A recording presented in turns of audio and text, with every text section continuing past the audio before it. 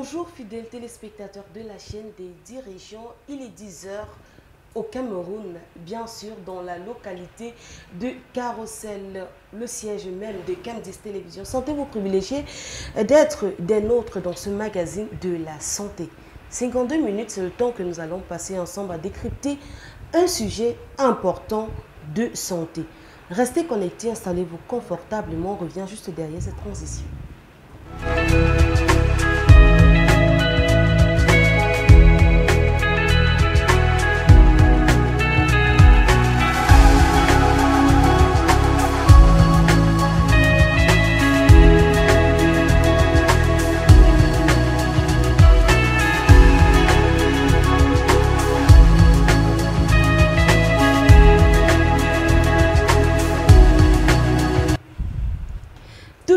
Avoir des changements de comportement ou d'humeur.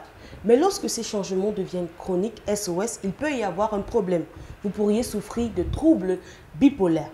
C'est la raison pour laquelle, fidèles téléspectateurs, nous avons décidé de mettre le cap sur cette pathologie en ce jour. Et bien sûr, pour en parler, nous avons l'honneur de recevoir, bien sûr, une spécialiste dans le domaine en santé mentale qui viendra nous en dire long sur la pathologie. Et bien sûr, nous avons également Monsieur Blaise Talla, qui est justement un patient ou tout simplement qui est victime de la maladie.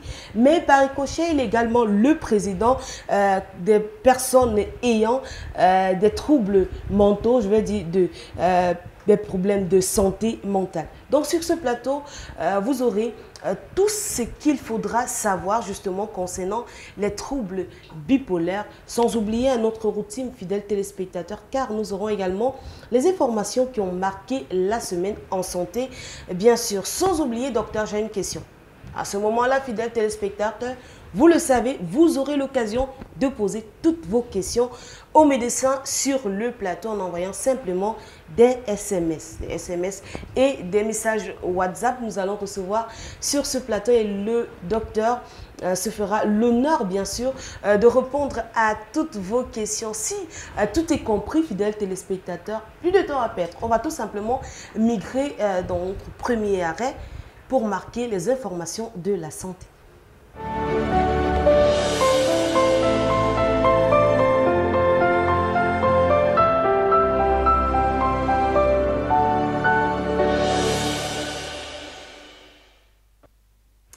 De retour sur ce plateau, fidèles téléspectateurs, nous ouvrons notre bulletin de la santé, des informations qui ont marqué la santé de la semaine. Et nous parlons justement de la journée de sensibilisation contre l'autisme. Il s'agit d'un mois dédié à la sensibilisation et à l'éducation des enfants à besoins spéciaux, notamment on parle d'autisme, qu'a lancé le 2 avril 2023 l'association Montessori Cameroun au cours d'un point de presse.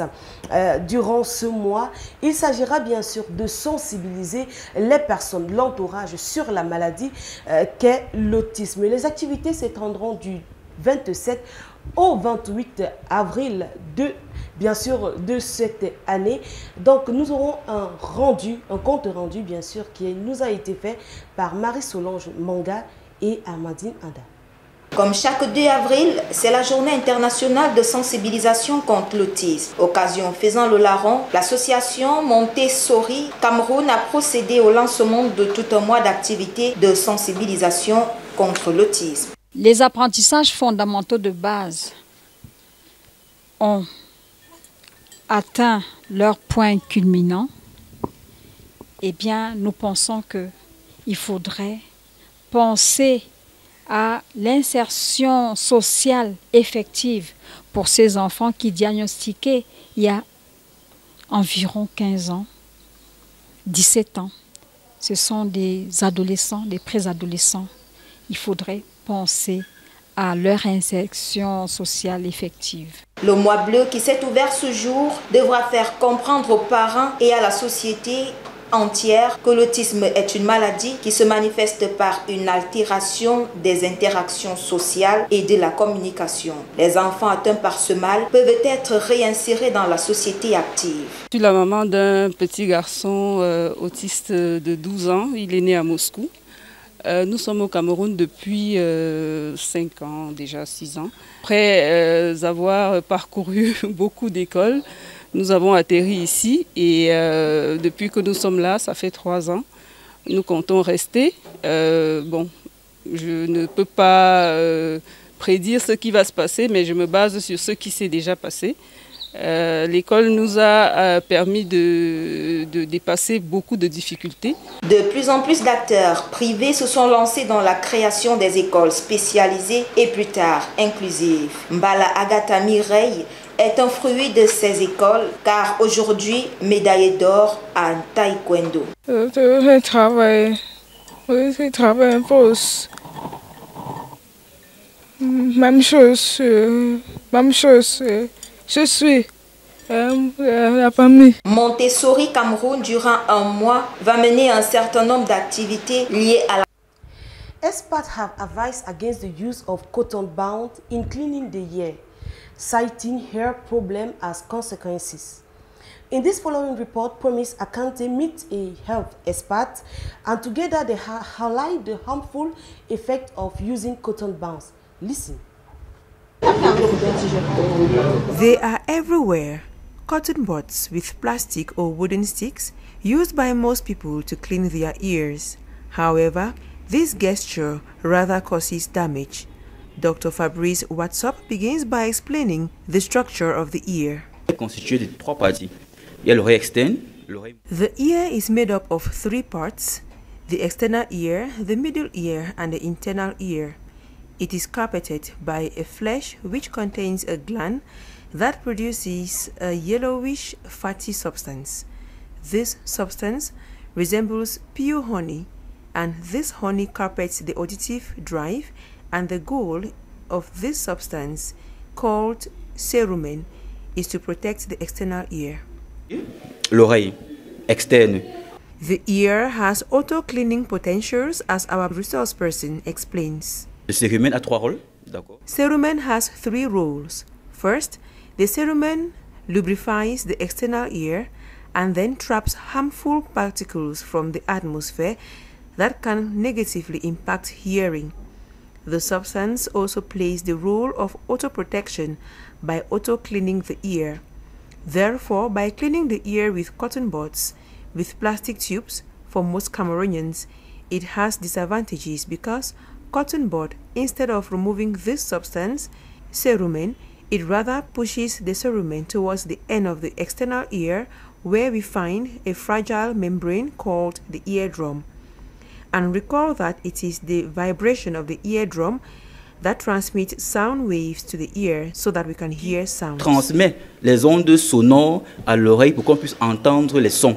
According to experts, this supposedly good gesture to clean the ear is the cause of ear problems. Le coton-tige, en poussant le cérumen vers le fond, so the cotton bud, while pushing the cerumen, creates a hearing blockage or ear blockage, and this can cause damage to hearing or reduction in hearing sound waves, and can also lead to infections with pains in the ear or pus oozing out from the ear. Par le pus qui peut se couler au niveau de l'oreille. If one must absolutely clean the ear, there are some devices sold in the pharmacy, but again, just using the finger to remove dirt on the outer ear is what experts advise. Parlons à présent de la rougeole. La rougeole est une maladie infectieuse humaine et très contagieuse. Elle se propage comme une traînée de poudre et touche principalement les enfants. Ce qu'il faut savoir sur la maladie, c'est dans ce reportage. Depuis quelques semaines, on observe une recrudescence des cas de rougeole. Cette maladie saisonnière présente un risque élevé de contamination pendant les 9 premiers jours. Pendant la saison sèche, il y a la poussière et ça favorise la transmission de rougeole. La saison sèche, ça ne veut dire pas qu'on ne peut pas avoir ça pendant la saison pleureuse. La période de contamination, c'est 9 jours. 5 jours avant que les lésions cutanées commencent et 4 jours après les lésions cutanées.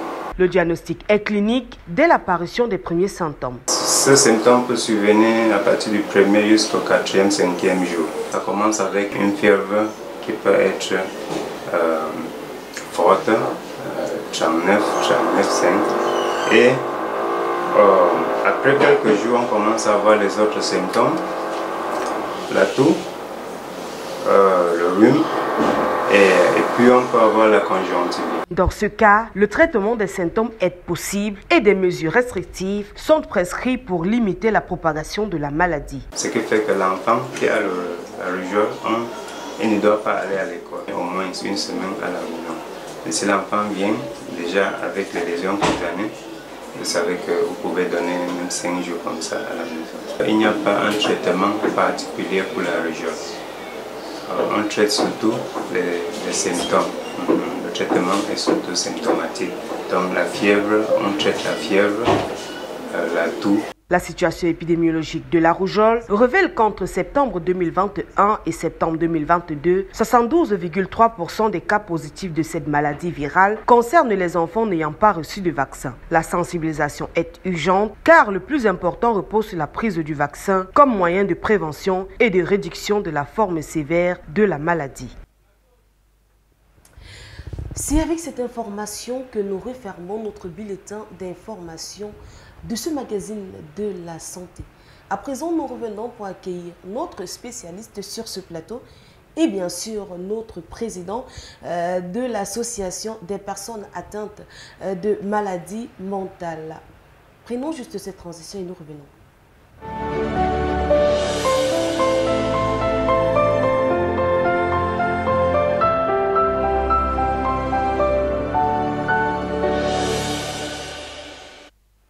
Santé vous privilégié, fidèles téléspectateurs, si vous suivez ce magazine de la santé. Certainement, beaucoup de zones d'ombre seront ôtées de vos pensées lorsque vous aurez affaire à des personnes qui ont des troubles bipolaires. Et bien sûr, on ne pourra tout simplement pas faire subir à ces personnes des prières et des prières alors qu'ils ont besoin certainement des médicaments pour se porter bien et un accompagnement qui va avec. Alors, je vais simplement accueillir le docteur Justine Laure Menguene sur ce plateau.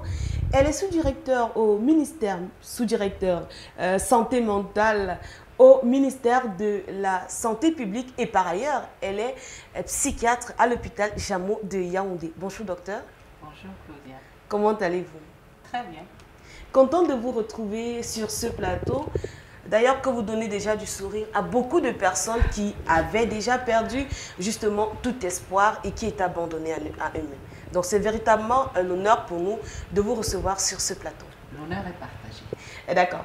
Ce sera aux téléspectateurs de profiter également du bien-être, tout simplement de la bonne santé mentale que vous pouvez prodiguer simplement avec vos conseils, avec l'éclairage que vous aurez à donner sur ce plateau.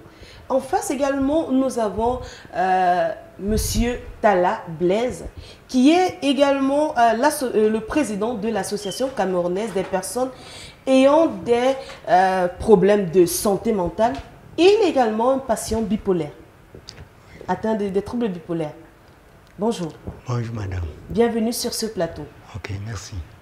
D'accord, nous sommes très heureux également de vous retrouver, de vous recevoir sur ce plateau, parce que beaucoup de personnes seront davantage éclairées quant à vos explications, à votre expérience, et beaucoup de vies, pourquoi pas, seront sauvées.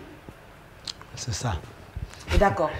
Puisque vous êtes là, on va donc simplement commencer et je vais d'abord permettre aux uns aux autres de comprendre ce qu'est la maladie parce que lorsqu'on parle de troubles bipolaires, c'est vrai, on essaye de se dire quelqu'un a des troubles, changements de comportement, mais clairement, docteur, c'est quoi les troubles bipolaires?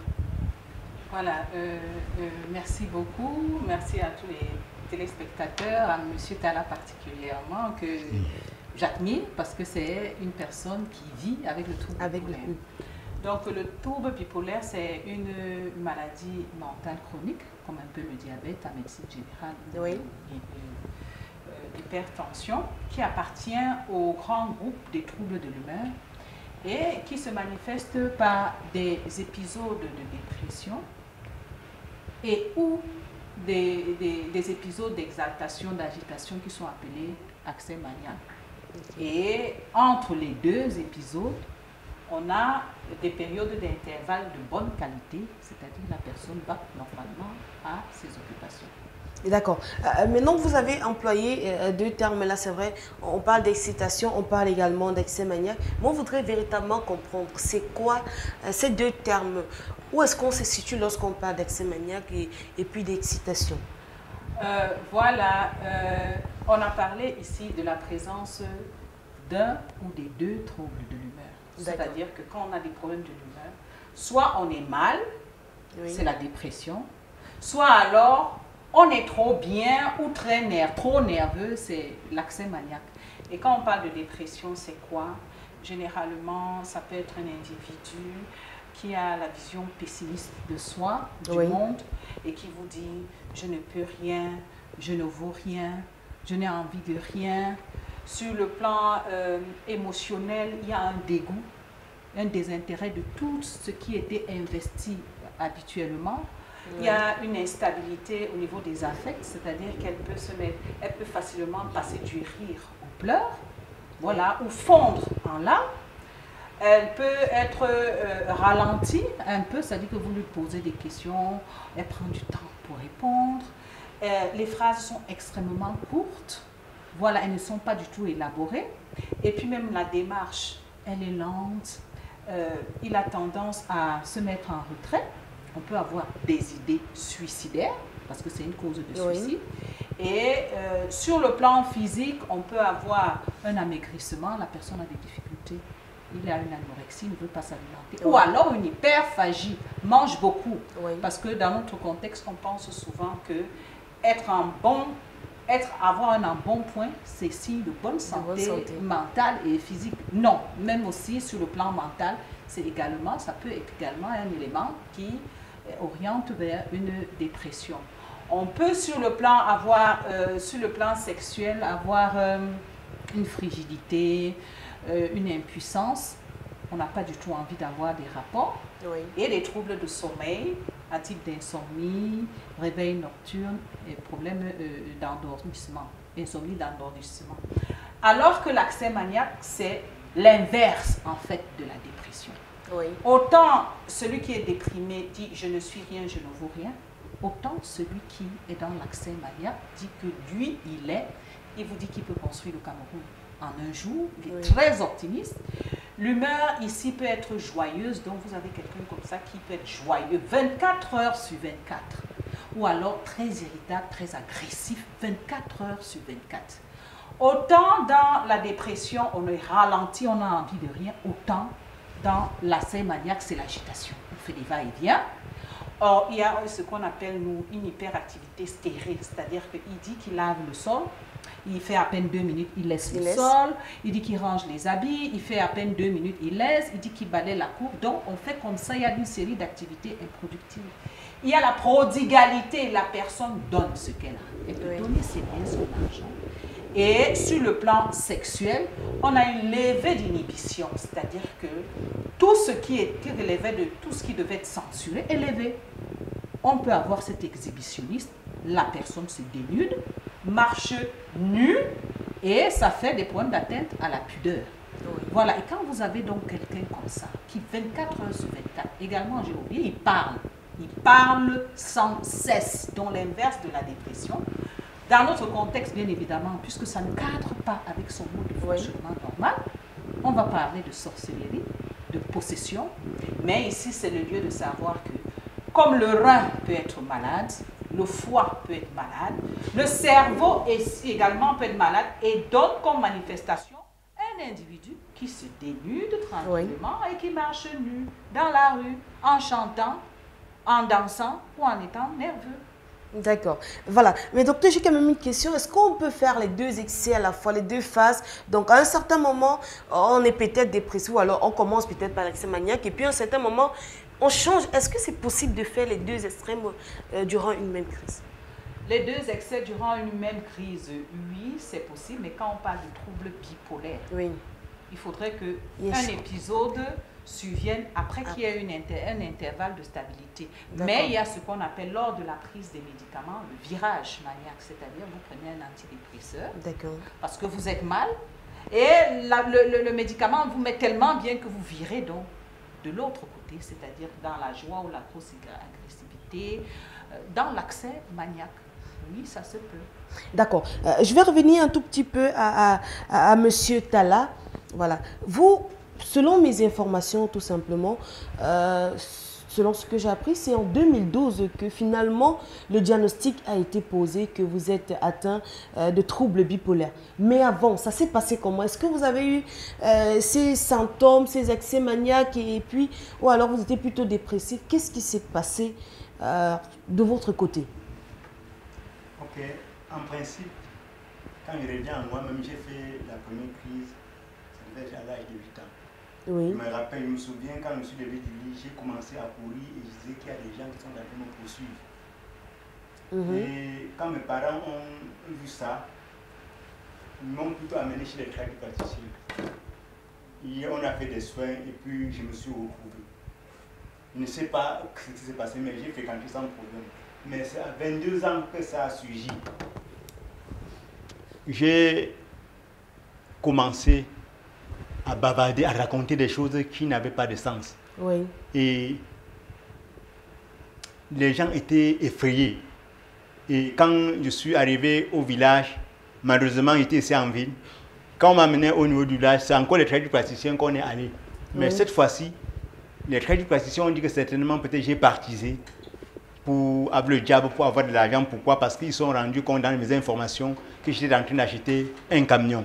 Mais en principe, en ce moment-là, je suis mécanicien de profession, j'étais en train de vouloir m'installer à mes faux comptes. Mais plus tard, j'ai découvert que plutôt c'était d'excès de joie, j'étais trop content. Oui, de la réalisation qui devait être faite, ce qu'elle devait être. Donc, ça n'a pas été facile. J'ai passé beaucoup de temps chez les tradis et même certains endroits où ma famille ne connaissait même pas. Mais j'ai eu ce problème de rejet. Parce que là, quand on a compris que j'ai partisé, chacun dit que vraiment, tu vas gérer ta chose seule. Que c'est le retour. Vous devez gérer, vous devez gérer vous seul. Bon, ça a commencé à se compliquer. Et entre-temps même, dans la famille du côté paternel, on a accusé mon oncle que c'était lui qui était à l'origine. Et du côté maternel maintenant, on a accusé mon cousin que c'est lui qui est à l'origine. Ce qui fait que moi, j'étais au milieu de l'eau et je ne comprenais rien. J'ai juste eu la grâce en ce moment-là de rencontrer un pasteur, un missionnaire qui m'a vu dans cet état-là. Il m'a pris en 96. Il m'a pris et il a commencé à faire des prières. Et ça s'est stabilisé. Mais malheureusement, en 2003, c'est là où c'est devenu vraiment chronique. On a fait des prières, fait n'importe quoi, ça n'a rien donné. Et puis, on m'a dit, en 2003, que on m'amène plutôt, mon pasteur là m'amène à l'hôpital Jamo de Yaoundé. Et puis déjà, étant à l'hôpital, j'ai bavardé beaucoup. Bon, je ne me suis pas retrouvé, mais je me rappelle seulement que je me suis retrouvé déjà étant hospitalisé. D'accord, merci. On revient, puisque vous êtes arrivé à l'hôpital Jamo et le lieu où justement travaille le docteur Laure Mengene. Nous revenons d'abord à elle parce qu'on veut savoir également quels sont les facteurs de risque. Parce que lorsqu'on écoute son histoire, tout d'un coup, je suis un enfant, j'ai 8 ans, et puis tout d'un coup, je commence avec une crise. Et forcément, hein, nous sommes africains, on ne va pas se mentir. Lorsqu'on voit un enfant qui commence à s'agiter et qui commence, on va se dire certainement l'enfant s'il a fait des choses bizarres, ou alors il y a l'oncle, il y a la tante et tout ça. Mais qu'est-ce qui peut véritablement causer cela chez un enfant, chez une personne en fait? Voilà, je tiens d'abord à rappeler que la maladie mentale, c'est une maladie qu'on rencontre partout. Oui. Parce qu'on a toujours l'habitude de dire que nous sommes les Africains. Mais nous disons ici que le trouble bipolaire, qui est une maladie du cerveau, existe en Asie, existe en Europe, existe en Amérique, existe partout. Donc il n'y a qu'en Afrique et au Cameroun que l'on a toujours, on est toujours en train de penser que vraiment, ça c'est une spécificité africaine et camerounaise. Voilà. Donc vraiment, ce cerveau est le même chez tous les êtres humains. Et tous les êtres humains dans le monde peuvent avoir cette maladie. Comme facteur de risque, on a, étant donné que c'est une maladie, on a des facteurs génétiques, comme le diabète, comme l'hypertension. On a des familles, des personnes atteintes de troubles bipolaires. Mais dans notre contexte, quand on a déjà 1, 2, 3 personnes qui présentent un trouble du comportement, alors on pense directement à quelque chose de mystique, de paranormal. Et nous disons non. C'est une maladie comme les autres. On a une cause génétique. Il y a des familles aussi qui ont des problèmes de santé mentale. Deuxièmement, il y a des facteurs biologiques. Parce que on sait actuellement, la science a évolué, que c'est le cerveau qui est malade, comme on disait tantôt, le foie qui est malade, et qui sécrète soit en trop, soit en moins des substances. C'est pour ça que nous sensibilisons la population aujourd'hui. Lorsqu'on a en face de nous une personne qui présente des troubles du comportement, de penser en premier lieu à un cerveau aussi qui dysfonctionne, et de l'amener à l'hôpital. Ou justement, parce qu'on sait qu'il y a des substances sécrétées en trop ou en moins, on va donner des médicaments qui stabilisent, comme M. Salah actuellement est stable. À côté de cela, on a des facteurs psychologiques ou psychogènes. C'est-à-dire que plus tôt l'individu vit des situations de mal-être, des pertes parentales précoces, des abus de tout ordre, des maltraitances, que ce soit physiques, psychologiques et autres, plus tôt l'individu vit ces situations, plus il est à risque. Et à côté de cela, on a sur le plan social, on a ces problèmes financiers, ces problèmes professionnels, les problèmes familiaux, les problèmes affectifs qui peuvent nous plonger soit dans une dépression ou dans un accès maniaque. On peut aussi avoir, pour l'accès maniaque, des situations, pour les troubles de l'humeur, des situations d'événements de vie, des situations de vie à tonalité positive. Une nomination, tellement heureux. Voilà, une nomination peut faire décompenser un individu. Un mariage, l'annonce d'un bon événement, d'un grand événement, à tonalité positive peut faire décompenser un individu. La consommation de drogue peut amener un individu à présenter des troubles bipolaires, une tumeur cérébrale, une infection et autres. Les situations de conflit que l'on a, les personnes qui vivent dans des zones de conflit actuellement sont à risque. Bref, quand on brosse ce tableau, nous voyons donc que tous, nous sommes à risque de faire développer voilà, un trouble bipolaire. D'accord. Merci bien de savoir que tout le monde est à risque, donc il faudrait véritablement faire attention à nos humeurs. Mais je voudrais savoir avec Monsieur Talla, pour vous, qu'est-ce qui avait provoqué la maladie? Est-ce qu'aujourd'hui vous êtes conscient, vous savez ce qui s'était passé, ce qui avait causé la survenue de cette maladie à l'âge de 8 ans? Oui, en principe, quand je suis allé prendre des informations dans ma famille, on m'a fait comprendre que mon arrière-grand-mère a eu à faire des crises. Donc c'est génétique chez moi. D'accord. Et aujourd'hui, déjà, été l'un des premiers petits-fils à attendre, mais aujourd'hui, j'ai des cousins, des cousines qui en souffrent dans la famille. Et maintenant, c'est une grâce parce qu'ils savent déjà, ils ont une idée, ils se disent ce n'est pas de la folie, ce n'est pas de la sorcellerie, c'est une maladie. Pas tous. Jusqu'à présent, on connaît qu'on a vendu. Comme ma mère dit toujours qu'on a vendu mon fils. Donc tout ce qu'on raconte là, elle n'est pas d'accord.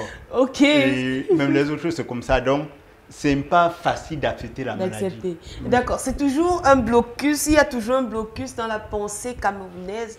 On se dit toujours, même si vous expliquez là, il y a un sorcier quelque part, il y a un sorcier derrière.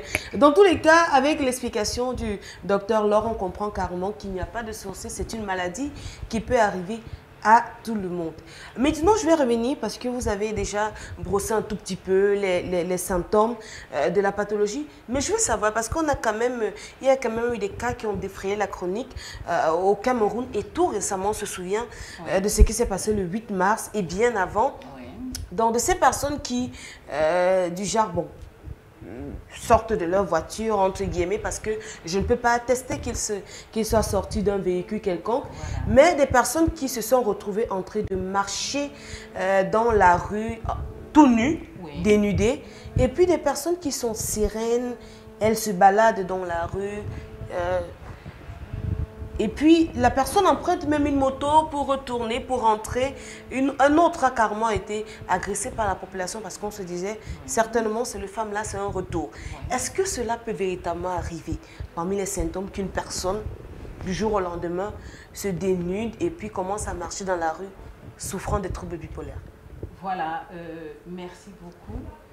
À ce niveau, je vais, par rapport spécifiquement aux cas qui ont défrayé la chronique, oui, je vais parler uniquement de ce que je sais, parce que je confirme pour ceux que j'ai vu à voir, ou qu'on m'a amené 3 cas de ceux qui ont marché nus, que la population a traumatisé.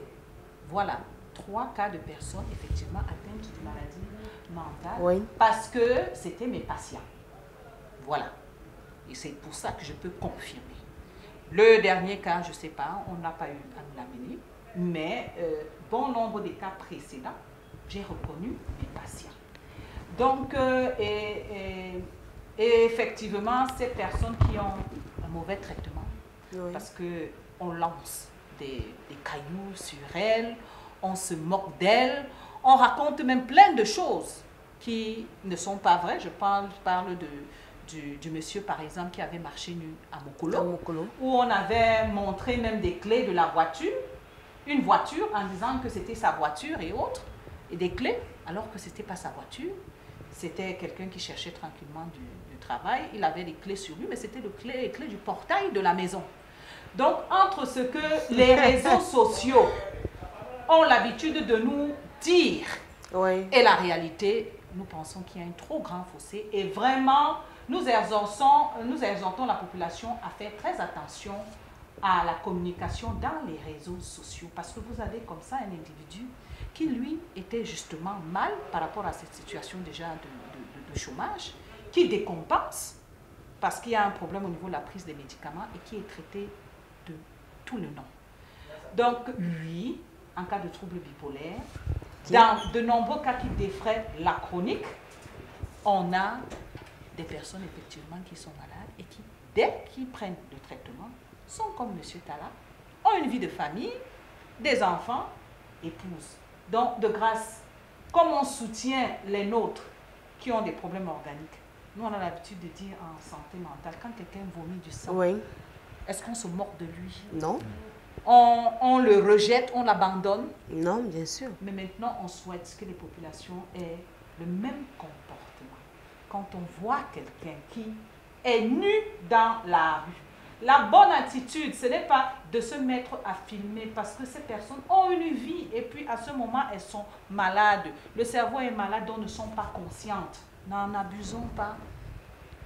Le comportement simplement humain voudrait qu'on prenne un habit pour le recouvrir. Pour couvrir la personne. Et l'amener dans une formation compétente. Oui, nous ne nions pas le mystique, mais Dr Mengene, psychiatre à ce jour, demande de nous l'amener, de me les amener. Oui. Moi, je consulte à l'hôpital Jameau le mardi, mercredi et jeudi. On a des collègues. Et même si c'est même à des heures qui ne sont plus opérationnelles, il y a un personnel spécialisé 24 heures sur 24. Et après, on aura la vérité. Mais là, on fait souffrir des individus qui ont une vie. Et le pire, c'est que les gens, on en rit, on se moque, on les agresse. Donc, vous agressez, on agresse déjà quelqu'un qui est souffrant. C'est comme si quelqu'un qui vomit du sang, qui est en détresse respiratoire, on l'insulte, on le bastonne encore. Et nous, on pense que ce n'est pas un comportement humain. Mais grâce à Candice aujourd'hui, nous espérons que les populations auront la bonne information. Nous disons toujours que nous ne nions pas le mystique, parce que ça revient toujours. Là, c'est clair. Voilà.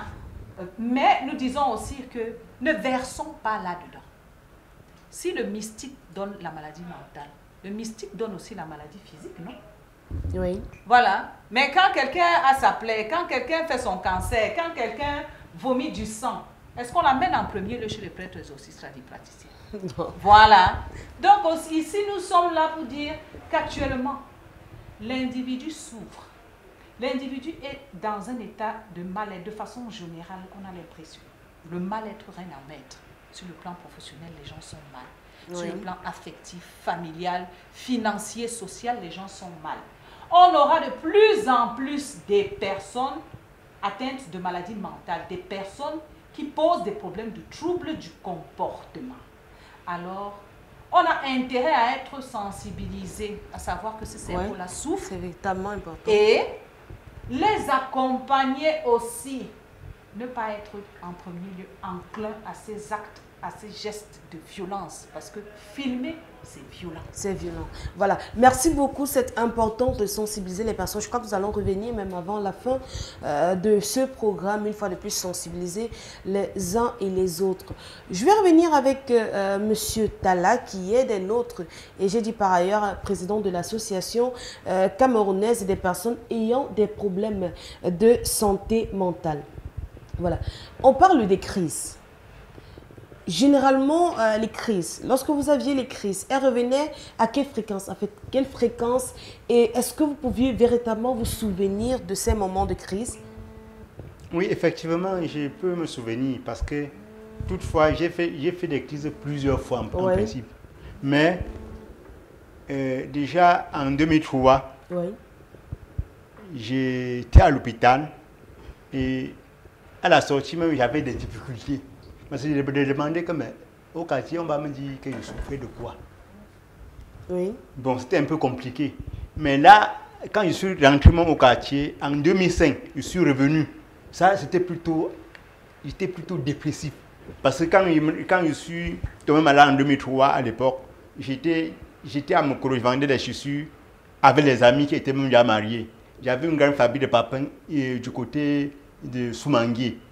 Du coup, on a tout rasé. Quand je suis arrivé au marché, après peut-être 6 mois, je me suis retrouvé un peu le jour où je partais pour visiter mes activités au niveau de Mokolo. J'ai constaté qu'on avait tout vendu tout jusqu'à vendre le comptoir. Et au niveau de la fabrique, il n'y avait plus rien. Et ça m'a plongé dans une dépression qui n'a pas de nom. Je me disais que vraiment, je n'avais plus le goût de vivre. Et en ce moment-là, c'était même tellement compliqué. Parce que là, j'ai passé des années, c'est plus des années, sans rien faire. Et soupirant, après la mort n'est pas venue. Et j'ai rends grâce parce qu'entre-temps, je prenais tous les médicaments. Il y avait certaines personnes qui disent que mais tu pars à l'hôpital, tu prends les médicaments, là, ça donne quoi? Abandonne, mais je dis que je ne peux pas, je dois abandonner les médicaments et faire comment? J'ai eu la grâce de rencontrer le docteur et elle m'a vu dans les crises proprement dites. Parce que quand j'arrivais là parfois je me souviens un peu, quand j'arrivais là en 2003, 2007, je venais avec la saleté que j'ai nettoyée dans ma chambre. C'était plutôt dans mon sac. Quand j'arrive là, je verse plutôt dans son bureau. Donc j'étais tellement agité, je me rappelle. Et en 2012, là, il y a quelque chose qui s'est passé à l'hôpital. Quand j'arrive en 2012, je me rends compte que mon docteur est là, parce qu'elle m'avait laissé sur un traitement avant de partir. Je me rends compte qu'elle est là. Et puis je demande à mon frère qui m'accompagne de me laisser, que non, j'ai vu le docteur là, on dit qu'on ne peut pas te laisser. C'est là où la colère c'était encore grave. Je ne sais pas à quel moment où je me suis libéré entre les mains de mon frère là et j'ai fait gaffe. Ça, c'est ce qu'on m'a dit après, parce qu'ils ont cassé l'hôpital, donc cassé la porte et c'était compliqué. D'accord, ça veut dire qu'à ce niveau-là, vous ne vous rappeliez pas. Oui, il y a des choses qui m'appellent, d'autres qui ne m'appellent pas. Certainement, le docteur pourra nous dire donc ce qui se passe généralement lorsqu'on a la crise et à quelle fréquence on se retrouve en train de faire des crises. Pendant la crise, il y a des personnes qui sont conscientes, mais beaucoup aussi ne sont pas conscientes. Oui. Voilà, ils ne sont pas conscients, particulièrement pour M. Talla, il est souvent violent. Oui. Très violent. Voilà, pendant les crises. Et les rechutes, généralement, sont dues à la mauvaise observance thérapeutique. D'accord. Mauvaise observance thérapeutique, mauvais suivi, parce que c'est une maladie chronique comme le diabète. C'est-à-dire que si vous ne prenez pas bien votre traitement, comme le diabète, vous faites la crise. Mais si vous prenez bien vos traitements et que vous suivez votre régime alimentaire, vous avez une vie normale, vous travaillez, vous avez des enfants, vous vaquez une vie, vaquez avec vos occupations. D'accord, merci bien. Nous voulons savoir un tout petit peu en ce qui concerne justement la prise en charge de ces personnes. Donc, lorsque M. Talla, par exemple, il dit qu'il est venu à l'hôpital en 2012 et justement, c'était vous qui avez posé le diagnostic, c'était ça, voilà, qu'il était atteint des troubles bipolaires. Un diagnostic qui a d'ailleurs été discuté par plusieurs.